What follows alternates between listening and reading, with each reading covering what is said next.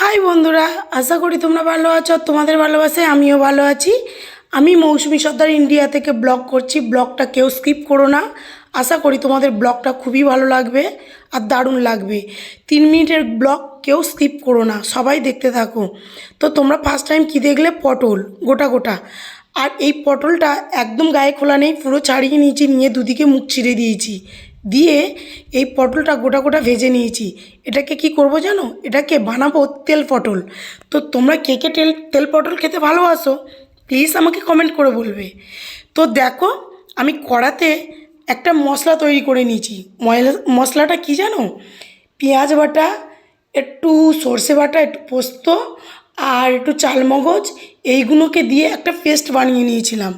তো পেস্ট বানিয়ে নিয়ে সেই পেস্টটাকে ভালো করে তেলের ওপর দিয়ে ভালো করে কষিয়েছি। কষানোর পরে একটু মরিচ মশলাও দিয়েছি অল্প করে। এটাতে খুব বেশি রিচ বা ক্যারি করা যাবে না। তো দেখতেই পাচ্ছ তোমরা, আমি নর্মালি সিম্পল করছি আর খুবই কম তেলে রান্না করছি। তো এরপরে দেখো, আমি জল দিয়ে দেবো, ভালো করে কষিয়ে নিয়েছি, এবারে জল ঢেলে দেবো।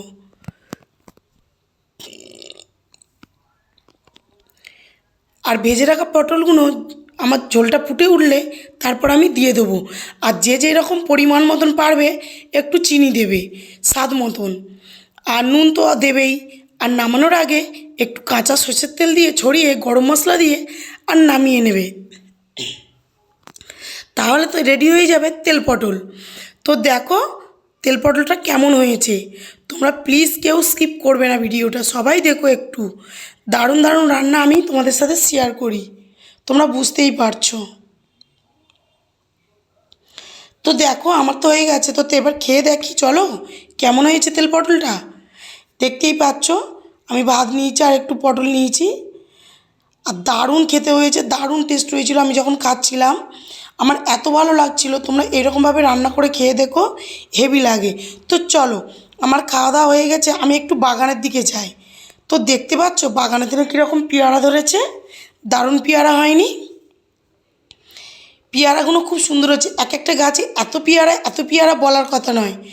খুব সুন্দর পেয়ারাগুলো গাছে হয়েছে, আমি তোমাদের সাথে শেয়ার করছি, দেখাচ্ছি বাগানটা ভালো করে ঘুরিয়ে। তো দেখো, আমি পরে একদিন পুরো ফুল বাগানটা ঘুরিয়ে তোমাদেরকে দেখাবো, এখন এতটুখানিই দেখো।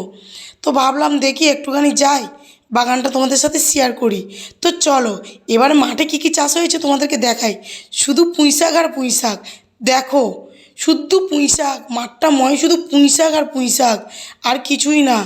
আরও অনেক কিছু চাষ হয়েছে, বাট এখানে শুধু পুঁই শাক। দারুণ দেখতে লাগছিল না পুঁই শাকগুলো? আর একটা ওপারে আর একটা ক্ষেত আছে, ওরকম শুধু পুঁই শাক আর পুঁই শাক। আর ব্লগটা কীরকম লাগছে প্লিজ তোমরা একটু কমেন্ট করে জানাবে। ভালো লাগলে অবশ্যই লাইক কমেন্ট করো আর শেয়ারও করে দিও। আর এদিকে দেখো ঢ্যাঁড়সের ক্ষেত, ভালো লাগছে না? তো টাটা বন্ধু, আবার নতুন ব্লগ নিয়ে চলে আসবো। ততক্ষণ তোমরা ভালো থেকো, সুস্থ থেকো।